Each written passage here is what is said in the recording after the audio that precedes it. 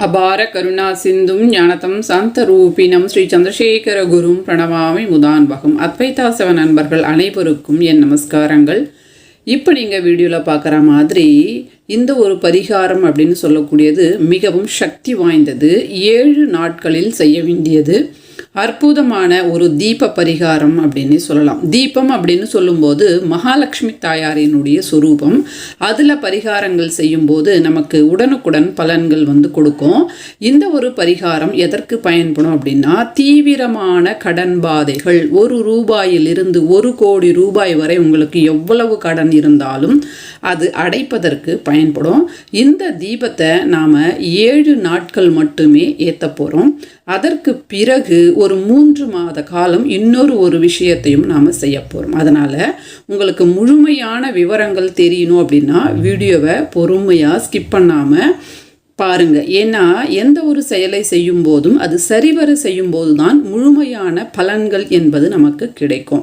சரியாக செய்யலை அப்படின்னு சொன்னால் பலன்கள் என்பது கிடைக்காது. அதனால் பொறுமையாக நிதானமாக 1க்கு 2 முறை வீடியோவை பார்த்துட்டு உங்களுடைய டவுட்டை எல்லாத்தையுமே கிளியர் பண்ணிவிட்டு இந்த ஒரு பரிகாரத்தை செய்யுங்க. 7 நாட்கள் செய்ய வேண்டியதாக இருக்கும். பிறகு ஒரு 3 மாத காலம் பூஜை செய்ய வேண்டியதாக இருக்கும். அந்த ஒரு 3 மாத காலத்திற்குள்ளேயே உங்களுடைய கடன்களில் பல பகுதிகள் அடைந்திருக்கும். அதில் எந்த சந்தேகமும் கிடையாது. ஏதோ ஒரு முறையில் பணம் வரும். இதற்கு தேவையானது இளநீர் தேங்காய் மட்டும்தான் தேவை. பச்சை கலரில் இருக்கும் பாருங்கள், இளநீர் தேங்காய், அதை தான் நாம் எடுத்துக்கணும். அது மட்டும் இல்லாமல் மற்றொரு தேங்காய் நாம் சுவாமிக்கு உடைப்போம் இல்லையா, அந்த மாதிரி தேங்காய் அதெல்லாம் எடுக்கக்கூடாது. இது இளநீருக்கு சம்பந்தப்பட்ட பரிகாரம். தீபமும் இதில் ஏற்றணும். ஒரு இளநீர் தேங்காய் எடுத்துக்கங்க. அது பெரிய சைஸோ சின்ன சைஸோ உங்களுக்கு எப்படி கிடைக்குதோ அப்படி நீங்கள் கடையில் இதை வாங்கிக்கோங்க. வாங்கிட்டு என்ன செய்யணும் அப்படின்னாக்கா, இந்த இளநீர் தேங்காயை உங்கள் வீட்டினுடைய ஈசான்ய மூலை, அதாவது வடகிழக்கு பகுதி, நார்த் ஈஸ்ட் கார்னரில் இந்த ஒரு தேங்காயை வைக்கணும். உங்களால் அந்த இடத்துல வைக்க முடியல, அங்கே உங்களுக்கு இட வசதி இல்லை அப்படின்னு சொன்னால் தெற்கு பகுதி, அதாவது சவுத் சைடு தெற்கு பகுதியில் ஏதோ ஒரு இடத்துல இந்த ஒரு தேங்காயை வைக்கணும். தீபம் ஏற்றணும். 7 நாட்கள் ஏற்றணும். இதற்கு டைம் அப்படின்னு சொல்லிட்டு எதுவும் கிடையாது. காலையில் ஏற்றலாம், மாலையில் ஏற்றலாம், மதிய நேரத்தில் ஏற்றலாம். நீங்கள் ஏதோ ஒரு நேரத்தில் ஏற்றுனீங்க, மறுநாள் மறந்துட்டீங்க அப்படின்னா உங்களுக்கு எப்பொழுது ஞாபகம் வருதோ அப்போ ஏற்றலாம். அந்த மாதிரி டைம் அப்படின்னு சொல்கிறது எதுவுமே இதற்கு கிடையாது. அந்த ஒரு நாளில் தீபம் நீங்கள் ஏற்றணும். டைம் கிடையாது. அதை ஞாபகத்தில் வச்சுக்கோங்க. ஈசான்ய மூலை அல்லது நீங்கள் தெற்கு பகுதியில் வச்சுக்கலாம். உங்களுடைய இட வசதியை பொறுத்து நீங்கள் தீர்மானம் செய்துக்கோங்க. என்ன செய்யணும்னா, அந்த தேங்காயினுடைய மேல் பாகத்தை உடைச்சிட்டு அதில் இளநீர் இருக்கும் இல்லையா, அந்த தண்ணீரை எடுத்துட்டு அந்த தண்ணீரை கால்படாத இடத்துல ஊற்றிடணும். ஆனால் இந்த தேங்காய்க்குள்ளே கொஞ்சம் தண்ணீர் என்பது இருக்கணும். கொஞ்சம் அப்படின்னு சொல்லும்போது கொஞ்சமாக ஒரு 3 டீஸ்பூன் அப்படின்னு வச்சுக்கலாமே, அந்த அளவுக்கு தண்ணீர் இருக்கணும். மீதி தண்ணீரை குடிக்கக்கூடாது. கால்படாத இடத்துல ஊற்றிடுங்க. ஷிங்கில் ஊற்றலாம், செடியில் ஊற்றலாம். கால்படாத இடத்துல ஏதோ ஒரு இடத்துல ஊற்றிடுங்க. எந்த கிழமையில் ஆரம்பிக்கணும் அப்படின்னு கேட்டால், நீங்கள் வீடியோவை இன்றைக்கி பார்க்குறீங்கன்னா இன்றைக்கே கூட ஆரம்பிக்கலாம், அல்லது நாளைக்கு ஆரம்பிக்கலாம். இதற்கு கால நிர்ணயம் அப்படின்னு சொல்லிட்டு எதுவும் கிடையாது. அடுத்து என்ன செய்யணும், இப்போ தண்ணீரை எடுத்து வெளியில் ஊற்றிட்டோம். கொஞ்சம் அதற்குள்ளே தண்ணீர் இருக்குது. நீங்கள் என்ன செய்யணும் அப்படின்னா, இந்த இளநீருக்கு நம்ம அங்கே அதாவது வழி செஞ்சு வச்சுருக்கணும் இல்லையா, தண்ணி எடுத்துட்டோம் இல்லையா, அப்போ அந்த இடத்துல சின்ன ஹோல்ஸ் இருக்கும். அந்த இடத்துல நவதானியங்களை போடணும். நவதானியம் சொல்லும்போது கோதுமை, எள்ளு, கொள்ளு, கருப்பு உளுந்து, துவரை, மூக்களையில் 2 வகை இருக்குது. எது உங்களுக்கு கிடைக்குதோ அதை நீங்கள் எடுத்துக்கோங்க. மொச்சை, பச்சைப்பயிறு, நெல்.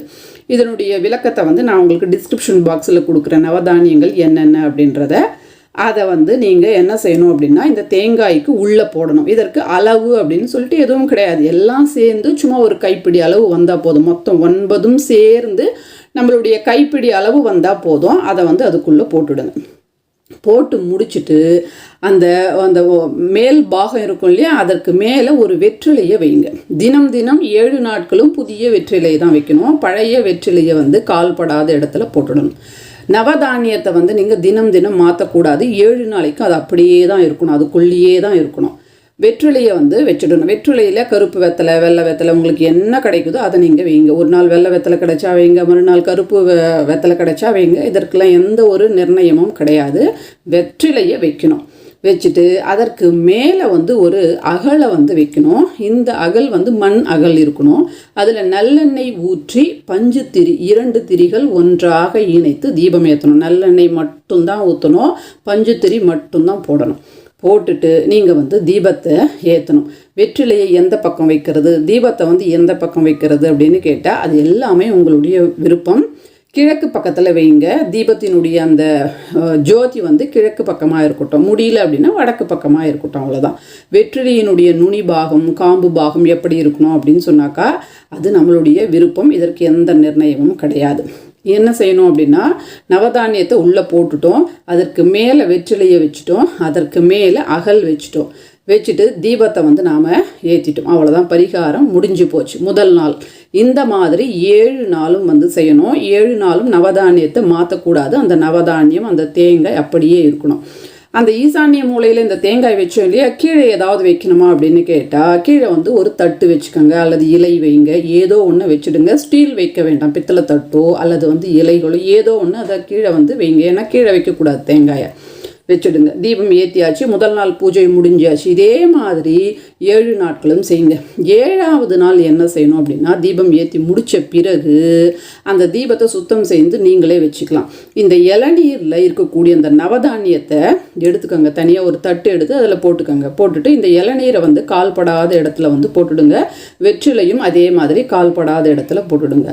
இந்த இளநீருக்குள்ளே தண்ணி இருக்கு இல்லையா, அதன் காரணமாக அதுக்குள்ளே இருக்கக்கூடிய அந்த நவதானியங்கள் எல்லாமே வந்து முளை வந்திருக்கும்.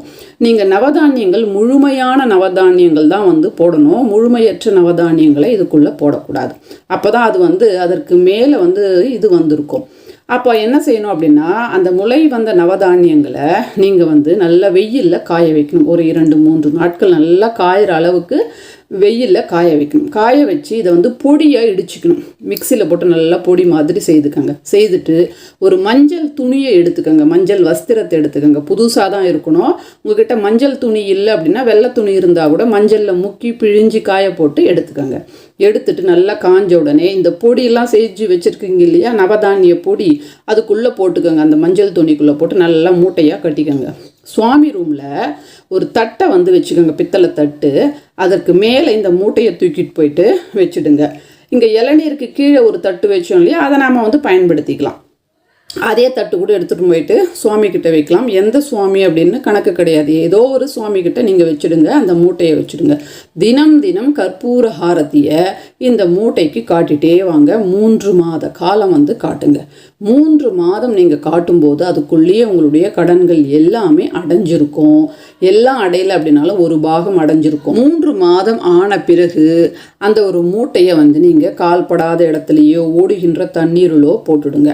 இன்னமும் மறுபடியும் உங்களுக்கு கடன் இருக்குன்னா திருப்பியும் இதே மாதிரி ப்ராசஸை வந்து திருப்பியும் செய்யுங்க. இதன் மூலமாக கண்டிப்பாக உங்களுடைய கடன்கள் என்பது அடையும். அதில் எந்த சந்தேகமும் கிடையாது. ஏதோ ஒரு விதத்தில் பணம் என்பது வரும். இதான் இன்றைய வீடியோ. இந்த வீடியோ உங்களுக்கு பிடிச்சிருந்தா வீடியோவை லைக் பண்ணுங்கள், ஷேர் பண்ணுங்கள், சப்ஸ்கிரைப் பண்ணுங்கள். உங்களுடைய வாட்ஸ்அப் குரூப், இன்ஸ்டாகிராம், ஃபேஸ்புக் எல்லாத்துலேயும் இந்த வீடியோவை ஷேர் பண்ணுங்கள், சப்ஸ்கிரைப் பண்ணுங்கள் நம்ம சேனலை, வீடியோவை லைக் பண்ணுங்கள். நான் மற்றும் ஒரு நல்ல வீடியோவில் உங்களை சந்திக்கிறேன். அதுவரை நன்றி, வணக்கம். ஸ்ரீ மகா பெரிவா சரணம்.